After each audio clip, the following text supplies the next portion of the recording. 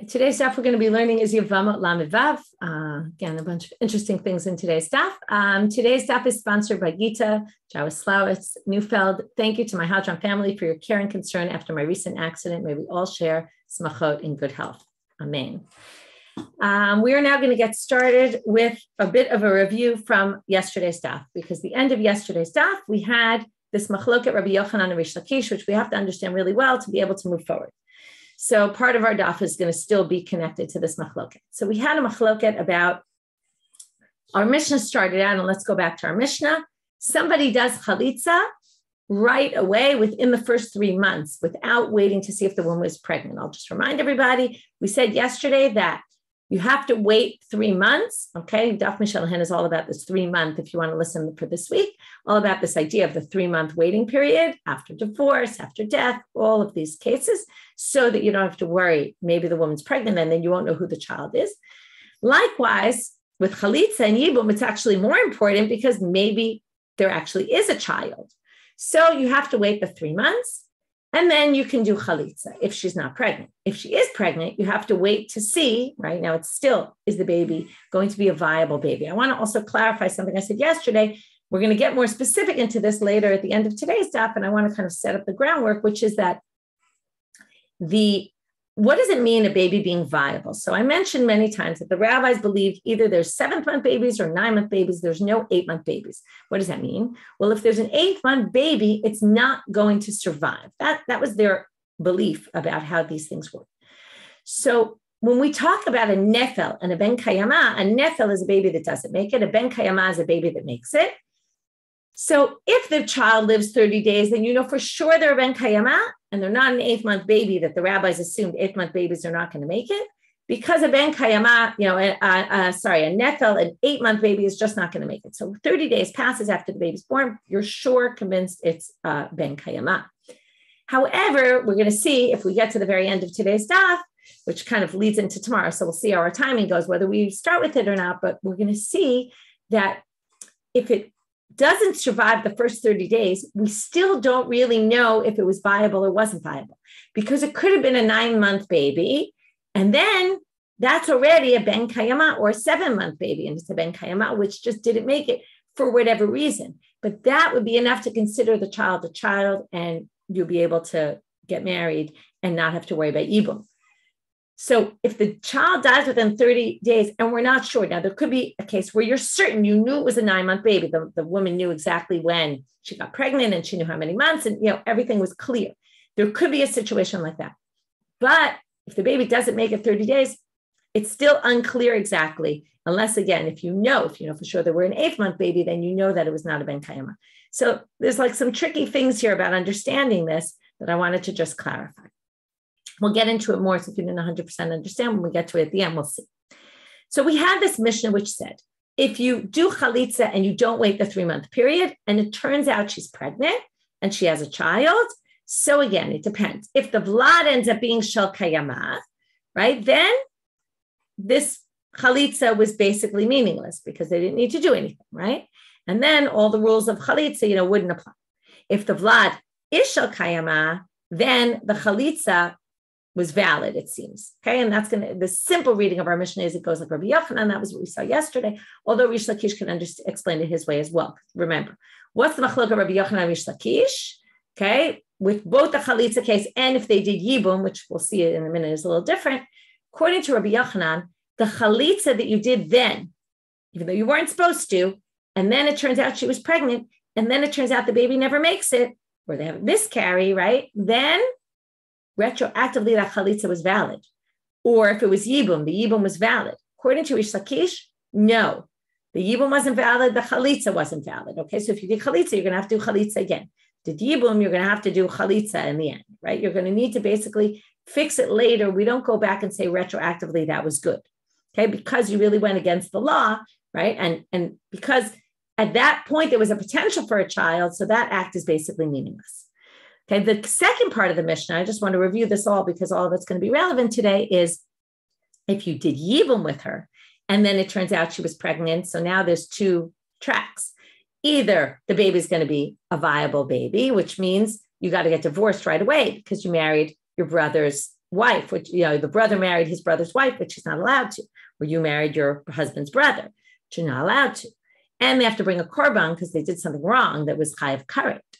If the baby never makes it, they can stay married. Later today, we're going to see a different opinion that no, even then they can't stay married. Okay, we'll get to that later. So now we have Rabbi Yochanan Rish Lakish. We ended with this question on Rabbi Yochanan that basically tried to prove that we see the retroactive yibum or chalitza doesn't work. Why? Because the Braita said, "Hakoneset yibim tov v'nimtzeit meuberet, harei zo lo tinatzei sarata shema yehev la ben kayama."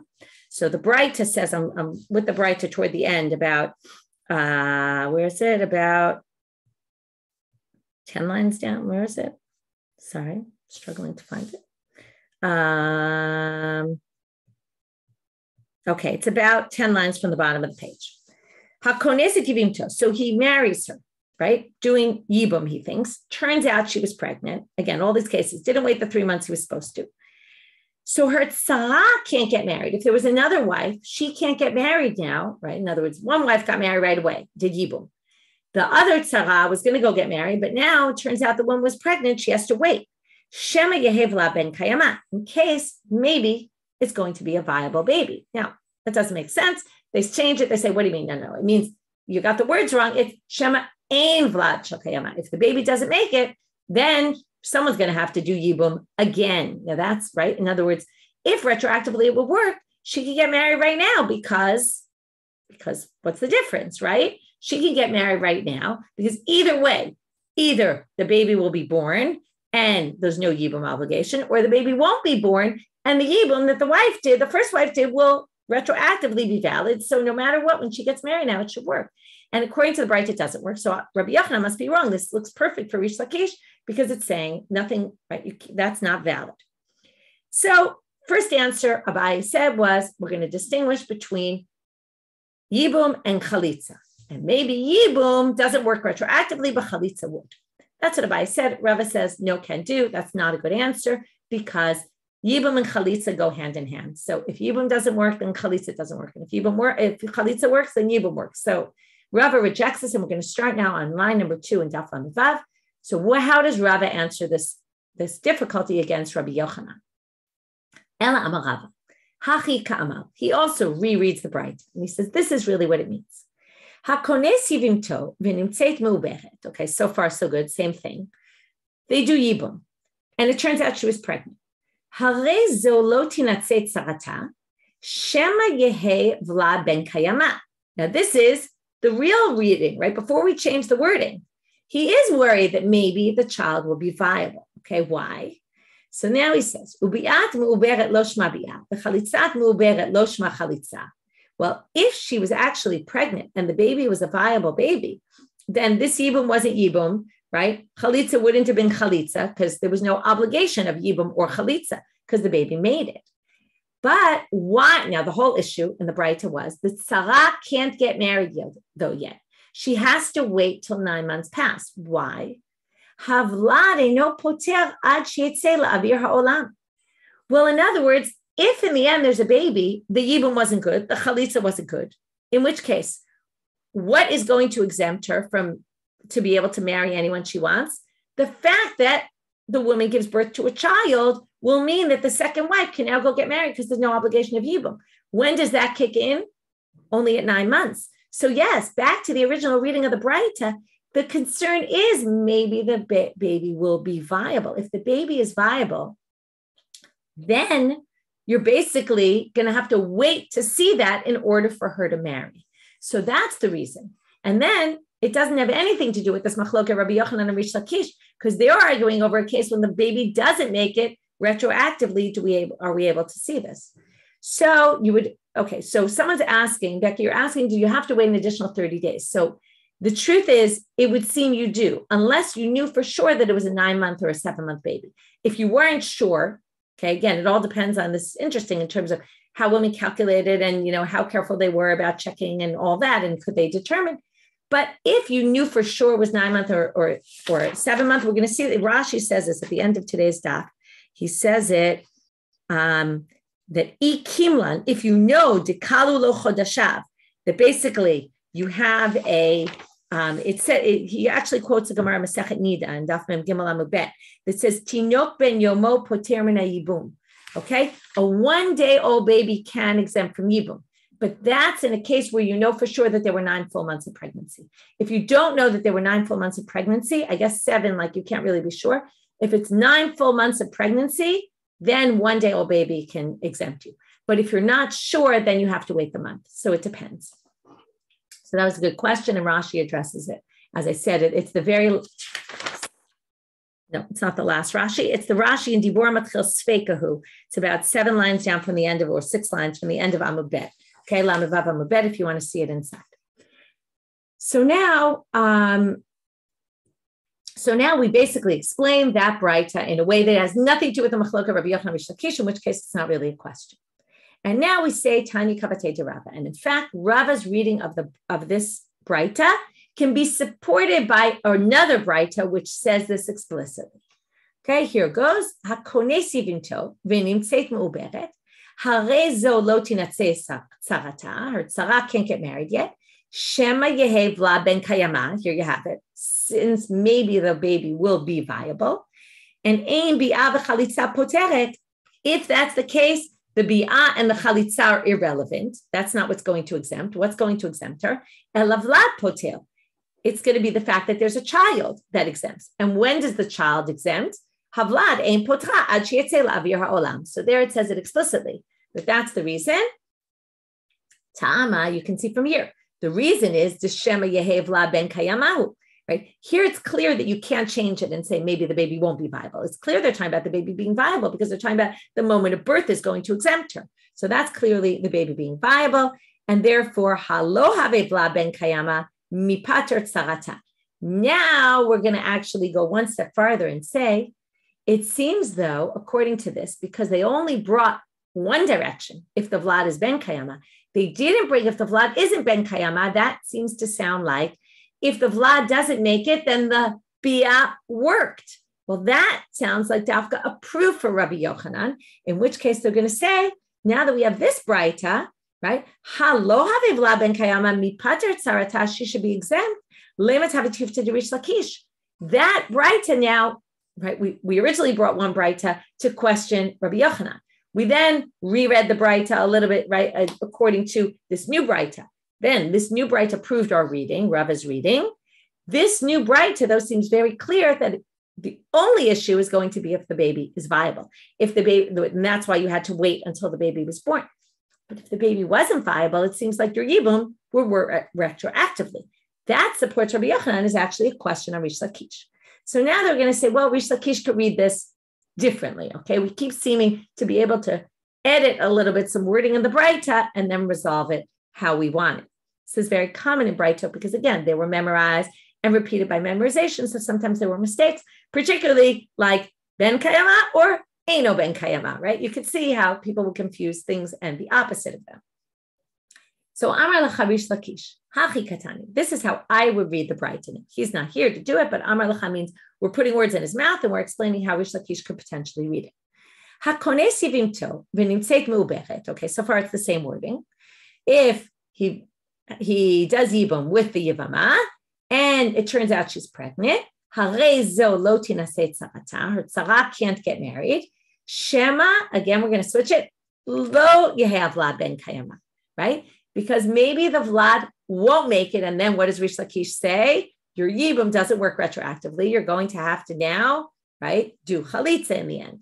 Can't do Yibum in the end because you're not allowed to marry Esharach, right? So, Shema lo yehav ben kayama, v'chalitza me'uberet lo shma chalitza, right? If you had done chalitza, that wouldn't work retroactively. And biyah me'uberet lo shma biyah, right? Again, chalitza or biyah, a woman who's pregnant and is in irrelevant action, which means you're going to have to do it all over again. That's Rish Lakish. This is how he's reading it. Now, the main problem to reading it the way Rish Lakish, and the main reason why we thought this was a great support for Rabbi Yochanan, is because of the last line in the Braita. What is the line, or the next line in the Braita? What does the next line say? The next line in the Braita had said, "V'havlad ein potra ad sheyetzeh la'avir ha'olam." It's all dependent on when the child's born and when it comes out. Now that seems to be indicating a vlad of kayama and not a baby that never makes it. So how does Rish Lakish explain that line? So here he comes up with a creative way, or again, the Gemara putting words in his mouth, comes up with a creative way to fix this source to match Rish Lakish. Itema. What that last line is coming is to reject a possible thing you might have thought, or reject a suggestion. If you're to say, okay, the woman's pregnant right now, we don't know if she's going to give birth to a viable baby or not. What are the chances that the baby's going to be viable? Well, more chances than not, because we have laws of rov. We go by majority often in halacha. V'itema halach achal rov nashim. Maybe we'll follow most women. In other words, this woman got pregnant now. We realize she's pregnant. Now, the question is, can the tzara go get married? Well, based on laws of majority, she should be able to go get married, because most women, right? Rov nashim vlad ma'ale yalada. Most women give birth to 9-month healthy babies. That's the average, right? It's true. There were many women who either died in childbirth, their children died in childbirth. It's true. It happened, but it still wasn't the majority. So we should go by the majority, in which case we should allow her to go get married. For that, they say, in other words, again, either you say the chalitza could have worked, or, right, so he's saying basically chalitza or yibum doesn't work because you're pregnant. And if you want to say, well, maybe you don't even need chalitza or yibum because the woman's pregnant and she'll likely have a baby, and therefore we can go by that and allow the tzarada, the second wife to get married based on laws of majority, which we allow in many situations. For that comes the last line to say, no can do. We wait till the baby's born. Only when the baby's born is she allowed. Okay, so it's almost addressing both issues in this, according to this reading of the Braita, but it goes by Rish Lakish because it's saying if the baby doesn't make it, then you're going to have to do it all over again. Okay, and then in this case, since you did Yibum, and it turns out it was your brother's, you married your brother's, your husband's brother, which was against the law, because in the end there was a baby, right? There was no, right? If in the end there's a baby, then she's going to have to get divorced from him. But anyway, our issue is really the tzara. Can the tzara go get married or can she not get married? Okay, so if in the end the yibum was valid, retroactively, it doesn't really matter. She's still not permitted until they do yibum again. They do chalitza again because, right, or yibum, I guess they could do. In any case, the tzara is not permitted until after the baby's born. Okay, so that, again, what did we do so far? If we go back to yesterday, we brought this machloket Rabbi Yochanan Rish Lakish. We first questioned it from our Mishnah. Remember, first we kept saying the Mishnah seems to be like Rabbi Yochanan, then we swapped it and said actually it's actually maybe could be understood against Rabbi Yochanan. But both questions we asked from the Mishnah could have been used as a question of Rabbi Yochanan, could have been used as a question of Rish Lakish. Then we had our question of Rabbi Yochanan that we started the daf with from a Braita. Abai had his explanation that Rava rejected. Rava gave his own explanation. We then brought a Braita to prove Rava's reading. We then said, oh, that proves it so well. It questions Rish Lakish. And then we explained that Braita according to Rish Lakish as well. That's what we've done so far. Now we're going to read the sheet of Rabbi Elazar. Amar Rabbi Elazar. Rabbi Elazar actually has a question. He says the following. Could it really be, and as he reads our Mishnah as basically being simple reading like Rabbi Yochanan. So he says, could it be like Rish Lakish? It doesn't say that anywhere in a Mishnah. His whole opinion that retroactive doesn't work, right, and all that. So could it be? So then, nafak dak ve'eshkach. He went and he spent time researching it, and he actually found, okay, nafak means he went out. Dak, he was medayek, like he sat and he learned, and he struggled. Ve'eshkach, and he found. Ditnan, as it says in a different Mishnah. This we're going to get to in Kuf Yud Tet in Yevamot. So a man has two wives. He goes off with one of the wives on a trip, okay, far away. He doesn't show up back on the scene. They come back and they say, listen, we saw your husband died.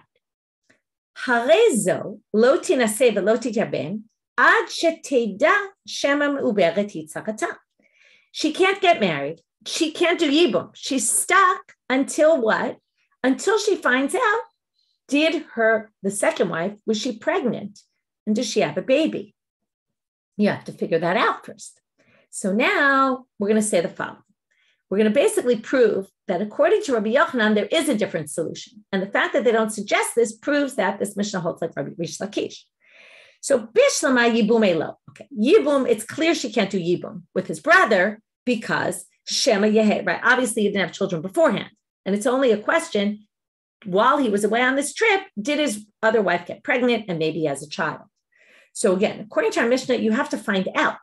Okay. So now they say, we understand why she can't do Yibum Shema Yehev La Ben Kayama, because maybe the woman will give birth and have a child, and then she'll end up marrying her husband's brother, which is an Isser D'Oraita, right? It's either Yibum or it's forbidden. So we're not going to allow that unless we know for sure that he doesn't have children.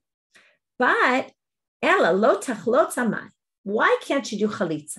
Now, again, there's going to be two possibilities here. We get the fact that she can't do chalitza within the 9 months of when she found out of the husband's death. And she can't then get married within 9 months. Now, you can't do both chalitza and get remarried within 9 months because, again, chalitza will only help you to marry someone else if there's no child. But if there's a child, right? Well, let me just think for a minute. If you did, right, she can't get married within 9 months because maybe he doesn't have a baby, and you have to wait till the baby happens to figure out what her status is. So we get that you can't do everything within 9 months because hainu safek ella, but she could do the following: tachlot b'toch tisha. She could do chalitza if you're Rabbi Yochanan, then you hold. She could do chalitza within 9 months. Vitina sela achar tisha, and then just wait out the 9 months before she gets remarried. See what happens. If there's a baby, so great, she can go get married because her husband died with children. If there's no baby, then her chalitza was valid. Great. That's Rabbi Yochanan. But the Mishnah doesn't suggest that. If the Mishnah doesn't suggest that, it must be the Mishnah doesn't think that that's a possibility, which means the Mishnah holds like Rish Lakish. The Gemara doesn't really like this, though. The Gemara says, what are you talking about? According to what you're saying, we could give if you're coming up with various possibilities that could work, according to Rabbi Yochanan, that weren't suggested, and therefore it must not be Rabbi Yochanan, I can come up with a good suggestion, even according to Rish Lakish, that wasn't suggested, which means that even Rish Lakish, there could have been another possibility here to do like Rish Lakish, and they didn't, which means this must be some other issue altogether. So what could you have done according to Rish Lakish? Very simply, tachlotz v'tina sela achar tisha. You could do chalitza and marriage after 9 months. In other words, what did the Mishnah say? You have to know for sure what happened. Now, if you really don't know, right? The woman's far away. You never find out. So you don't really have to wait. You could do chalitza and get married after the 9 months pass, because either the woman had a baby, in which case you don't need to do anything. And if the woman didn't have a baby, you do your chalitza now, right? After the 9 month period is over, which according to obviously Rabbi Yochanan, Rish Lakish, it's fine to do that. So that would be fine. Okay. So you're asking, would you have to wait 9 months and 30 days? It's a good question. You might not need to, because the chalitza is only the chalitza. He says chalitza me'uberet is no good. He doesn't say chalitza ben kayama. You'd have to, it just has to be once she's not pregnant anymore. That would be the assumption. I, of course, after having given birth 9 months and 2 weeks, right? I was 2 weeks late, right? I'm thinking maybe it should be also with a few extra weeks, but that could be the 9 months. They mean, be'erech, I don't know. Okay. So now I'll tell you that story. But when I was 2 weeks late for my first, I happened to have my husband and I were learning Hilchot Ishut in the Tor Beit Yosef. And we got to this case about the mamzer case, where they basically said you can assume in order to be meichel and mamzerim, if the husband went away, and it's actually similar anyway, because about the husband being away and then the woman gives birth. They say within 12 months of his having left, you can still assume it was the first husband's baby. Okay, in order to be meichel and mamzerim, they basically say that theoretically there could be this 12-month gestation period. I was not happy to read that source. Please don't tell me that right now. Anyway, that reminded me of it right now. Okay, so now what happens? So we have this source that theoretically both Rabbi Yochanan, and as we brought it as a question of Rabbi Yochanan, in the end we say, well, Rish Lakish could have also suggested something that you don't have to wait to actually know.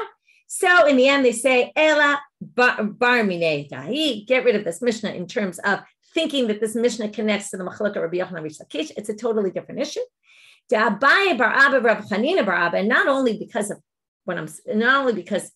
the question we just raised, but it's known that Abaye bar Abba and Rav Chanina bar Abba, both of them, the Amrei Travayu, they both explained here. This is the issue.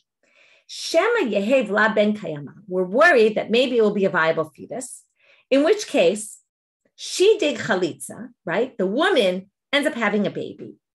And now, in the end, let's say 2 years down the road, she goes to marry a Kohen. Now, she's a chalitza because she did chalitza. On the other hand, in the end, her chalitza was a meaningless act because the woman had a baby and it wasn't even chalitza. So theoretically, if you remember, the rabbis instituted that a woman who got chalitza is like a woman who got divorced and therefore can't marry a Kohen, not by Torah law, but by rabbinic law. So now they say, well, here's the issue. We're worried that maybe the Vlad will be a ben kayama. Nimtza atamat tzricha karuz l'keuna. And if she wants to marry a Kohen, you're going to have to make an announcement to everybody that her chalitza was invalid. Okay? And we want to avoid that. So the Gemara says, I don't get it. And that's why she has to know before she gets married. Okay? And you don't do the chalitza until you know what the situation is. Because if you did the chalitza earlier, you'll end up with a situation where you might find out later, 2 years down the road, that she had a baby. But when you go to marry a Kohen, we're going to have to make this announcement. So the Gemara obviously asks, well, that's okay. So you make an announcement. What's the big deal, right? It's not the biggest deal to make an announcement.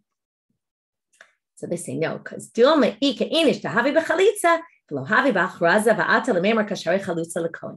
seem to be very worried that people will think that a woman who did chalitza can marry a Kohen.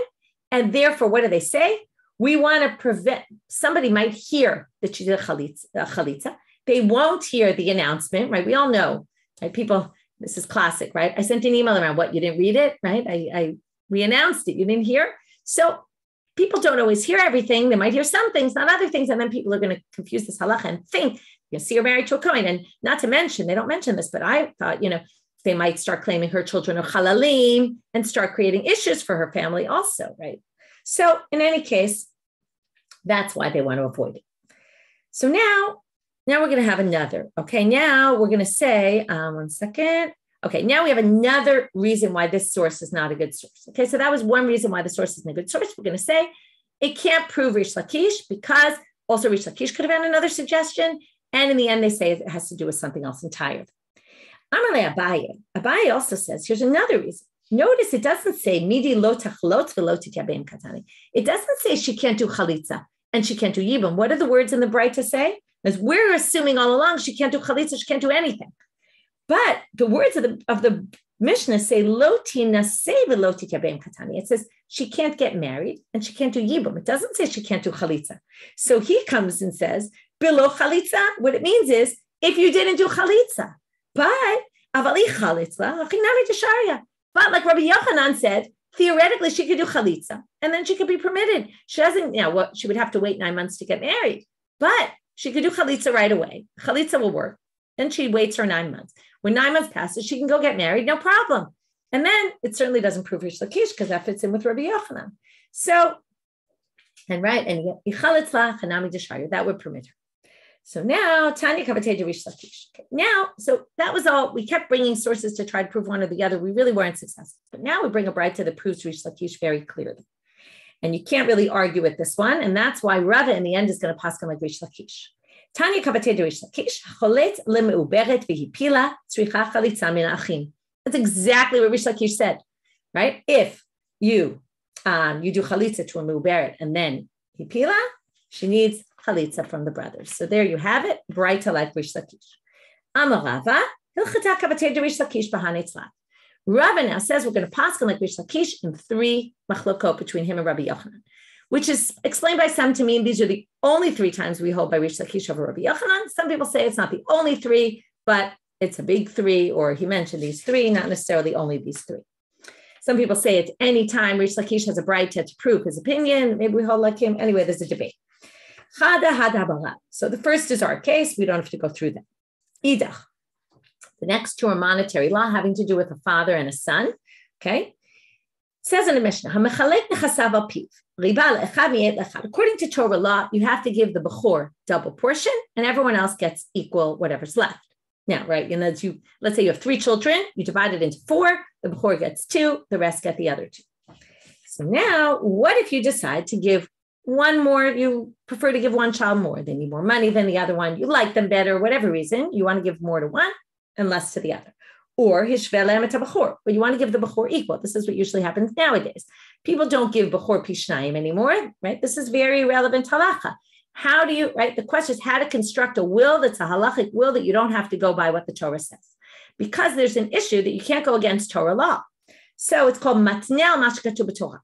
So you can't say, I'm giving in Yerusha, right? Using the words Yerusha to my children, that's against Torah law. It's not pishnayim to the eldest, and forget about girls. Don't even get right. If you want to divide among your daughters, also, so you have to do it in a particular way. So how do you do it? If you did it al piv and you did it like that, dvarav kayamim. You have to use a language. Doesn't really say this explicitly, but this is what they mean of a gift.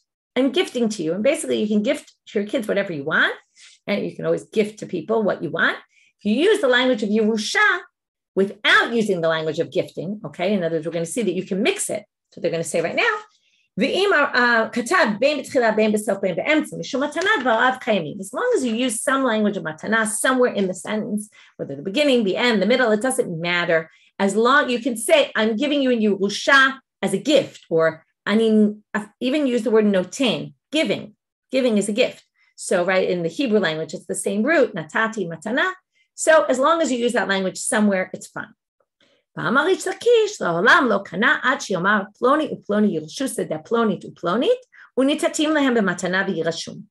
has to be clear that you have the language. Okay, it says you have to say so and so and so and so, right? My 2 children will inherit this particular field or these particular fields that I'm giving them as a gift, and they will inherit.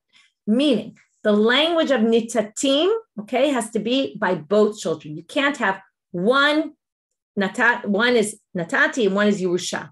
Then you're going to have an issue, because then again, your Yerusha is going against what the Torah says. So as long as it's clear that the matana word applies to both children, that's fine. So Ida, that's another place we hold like Rish Lakish. V'idach ditznan, and the third machloket, this is a very kind of weird case. Hakotev kol nechasav lebeno la'achar moto. You basically say, I'm going to give all my possessions to this son after my death. At that point already, he basically somewhat owns the property. Let's say you say, I'm giving him this field. At that moment, even though you said I'm giving it to him after death, what it basically means is you're going to benefit from the field during your lifetime. Okay, I'm going to get all the produce from it. Let's say it's me. But when I die, you'll get it. So that, and then you'll have the produce. But what it really means is you basically own the field right now. Okay, because all I'm getting from it is the produce, because in the end, I'm not going to be left with anything because it's going to go to you. Okay, so now, because of that, you're in a bit of a quandary here. No one can really sell the field. I, as the parent, I gave up rights to the body of the field. So I can't sell the field because I don't own the field really anymore, even though right, it's a weird thing because I said after my death, but what ends up happening is they kind of own the body of the field and I just get the produce. So I can only sell the produce. I can't sell the field itself. And the son who owns the body of the field can't sell the field because I'm getting the produce from it. So basically, neither of us can sell. Machal ha'av, what if I did sell? So mechurin ad shiamutu, basically whoever buys it from me is going to get the produce for all those years until such time that I die. Then it will go straight to my son. Machal haben, if he sold it, and l'lokach klum ad shiamut ha'av, right? Basically, the son has nothing until I die. So basically, same thing for the person who buys it. They basically buy whatever. Right? They basically, right, this is pretty simple. They buy whatever that person had. So the son had nothing until the death of the father. They basically bought the rights to have the field when the father dies. But now we get a little bit complicated. Itmar, that was the mission. Here comes the machloket emoraim between Rabbi Yochanan and Rish Lakish, where we're going to hold like Rish Lakish. Machal haben b'chayei ha'av, umet haben b'chayei ha'av. What if the son sold it when the father was still alive? But then the son died first. The son dies first. The father ends up keeping the land because he said, I'm giving it to you when I die, but the son didn't end up living. So Rabbi Yochanan Amar lo kana lokech. So Rabbi Yochanan says the guy gets nothing.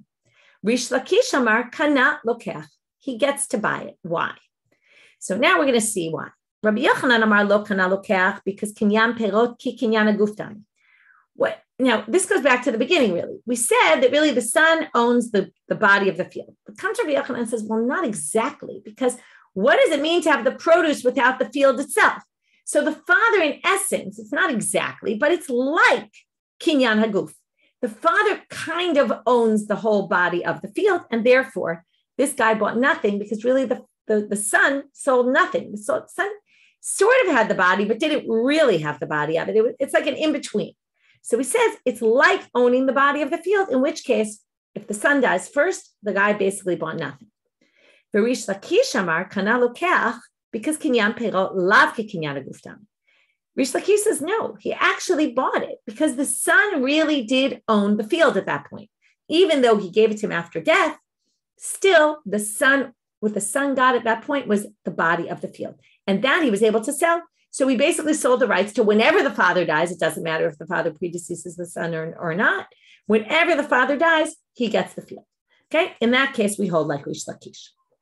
That was a total aside because we were talking about ways we pass like Rish Lakish over Rabbi Yochanan. Now we're getting back to our topic.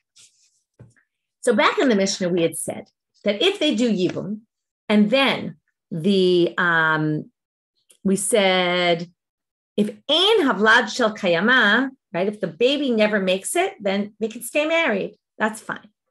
But if we said, Bizman Shavlad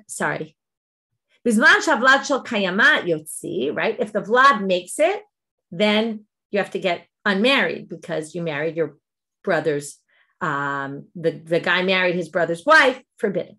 But if the baby doesn't make it, then you can stay married, right? That seemed fine. Even though theoretically you did something you weren't supposed to do, right? You did Yibum before waiting the 3 months. So comes Rabbi Eliezer, Tana Mishum Rabbi Eliezer, he disagrees with the Tana of our Mishnah. He says, Yotzi beget. What are you talking about? If you do Yibum before waiting the 3 months and it turns out she was pregnant, if you didn't wait the 3 months and she wasn't pregnant, no problem. But if she ends up being pregnant, we really don't care if the baby's born, if the baby's not born. It doesn't matter what the final ramifications are. The fact is you did Yibum while the woman was pregnant, which means that you might not have been obligated in Yibum at all. And that means that you ended up marrying your brother's wife. And that's really a serious prohibition. And therefore, he says, we're going to penalize you. Okay, this is a penalty. It's not by law. It's a penalty. Yotzi beget. You have to divorce her. So Amarava, Rabbi Meir, Rabbi Eliezer, and Muta Baracha. We've seen this a number of times where they try to take different machlokot and say they're based on the same logic. This idea of penalizing for marrying someone you weren't supposed to have married. So now here's the machloket, and then we're going to say, are they really comparable? Okay. This is a very strange law. You're going to find it very strange. Okay. But it's a very interesting one. And we'll see it more in depth when we get to it. And when it comes up soon in Membed. Okay, here it's just coming derech agav, so we're going to kind of not spend too much time in it. We'll wait till we get to Membet.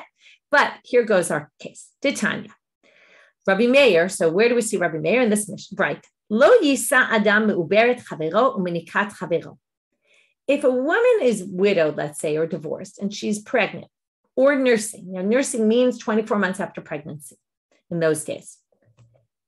You can't get remarried until you're finished with nursing. Why? Because there's this weird concern that the man, it's not such a weird concern, but the man will want the wife to get pregnant. Now, okay, obviously when she's pregnant, she can't get pregnant, but when she's pregnant, we assume she's going to have a child, and then she's going to be nursing that baby for 2 years. So basically she has to wait that whole period before getting married because we're worried that the new husband will want her to get pregnant with his child, won't care. Okay, it's a weird thing. This is why it's strange. Sort of doesn't care about her other baby and will get her pregnant, which will dry up her milk, which will mean the baby won't survive because the baby won't have what to eat. So first of all, if you look in the note in the Koran, they bring a halacha note, which is nice. And they basically say that in the event that, let's say, she doesn't have any milk and she can't nurse, or, there's all sorts of ways that we can get around this. Right? Nowadays, people don't nurse that long generally. And even if they do, they could supplement. It's less of a, kind of life and death situation. It might be a little bit different. But in any case, it's a very interesting law that we're worried that the man's going to be very self-centered and think only about his own new child, and therefore put that baby at risk. We don't allow that to happen, so you can't do that. Ve'im nasa, now here's going to be our similarity. If he does it anyway, right, do we penalize him or not? So comes Rabbi Meir, which is going to be like Rabbi Eliezer, who's going to say we penalize. Yotzi v'lo yachzir olamit. He has to divorce her and he can never remarry her. Chachamim omrim yotzi. No, he divorces her, although we don't yet know this is with a get. Maybe they just separate. Later, we're going to see it clearly means with a get. And after the 24 months of nursing are over, or maybe she stops nursing, whatever it may be, then we allow them to get remarried. So Amarle Abaye, he says, wait, you're comparing these two things? Dilma, okay, so I see you're asking Joanna, does she get a vote? So it's actually a good question. And when we get to Membet, we're going to see it inside. I can't remember, but I don't remember everything that I've been through the first cycle, but this I particularly remember because it's a really unique halacha and kind of interesting. I seem to maybe remember that there's some way she can override. I don't recall though 100%. So when we get to Membet, we'll discuss it. It's not so long off. Okay, so now Abai tries to say, right, are these really similar? Amarle Abai nimai. Dil malohi. Maybe these two things aren't the same. Ad kan lo kamar Rabbi Eliezer hacha. He wants to penalize you in the Yibum case. Why? Because elam mishum de kapagav isur shadach deoraita. There it's a deoraita issue, right? This is just this thing about worrying that you're going to put the child's life in danger. That's just a derabana, right? That's like the rabbis instituted this thing. We're not going to take it so seriously that you have to penalize you. So Rabbi Eliezer, who says it by us, is going to penalize you because you married the man married his brother's wife, the wife married her husband's brother. That's doraita. That we're going to penalize you because you came close to doing a doraita, right? Remember, in the end, in this case, you didn't. And that's why our Mishnah doesn't even penalize you. Rabbi Eliezer says, well, you got close to fire. Shouldn't have done that. But in this case, it's only derabbanan, kirabanan sfirale. Inami, alternatively, you could say the opposite. Ad kan lo kam Rabbi Meir hatem ela mishum derabbanan. V'chachamim asu chizuk l'divrachem yoter mishal Torah. This is a very famous thing. Sometimes the rabbis had to strengthen their derabbanan issues much more so than Torah because people weren't going to take them seriously. Just like we saw earlier today's stuff with the chalutza, the can't marry Kohen. The rabbis had to take it more seriously because they were worried that people would not take it seriously or not know the halacha. So in a case of the Durabanan, in this case, that you probably never heard of this halacha before today, maybe other people never heard of this halacha. There we have to take it seriously and say, you can't ever marry that woman again if you did this, because we want you to know that we take this seriously and everyone needs to know about this. But in general, when it comes to Esharach, people are pretty careful about it. So we don't need to say we're going to penalize people if they do something wrong about it, because, right, if they're playing with fire about it, because most people know that this is serious and they'll take it seriously. You don't have to worry. Amarava. Now we're just going back to explain this one thing in the Braita that I mentioned at the time, which is Chachamim say Yotzi, right? You have to divorce her or maybe not divorce her, we don't know, but separate and then go back and remarry her after the 24 months passes. So Rava says, you have to divorce her, actually with a get. We don't just mean separate. And I'm a Rav Zutra, Daikanami Tikatani, Yotzi Velokatani Afrish Mamina. Okay, it says also, because it says Yotzi means with a get. If it meant separate, it would have said Yiflosh, which means to separate. Okay, we're now going to start the very end of the daf, which is really going to continue tomorrow. So we'll just get a little bit started. Amalei Ravashi, the Rav Shai Bered Rav Idi is going to ask Rav Shai Bered Rav Idi a question, but we don't even get to the question yet. Today, we're just building the background. Hatam Tnan, it says in the Mishnah, Rashba Gomer, this is what we said before. If you wait 30 days, you can know for sure that it's not a nethel, because it wouldn't make it more than 30 days if the baby wasn't going to, right, was a non-viable fetus. So, halo shahad, this seems to imply if you didn't wait, sfeikahu. This is what I said before. If you don't wait the 30 days and if the baby dies, then we don't know if the baby was viable or not. It's only if it makes it past day 30, we know for sure it's viable. But if it dies before, it could have been a viable baby that died for some other reason, or it could be it wasn't viable.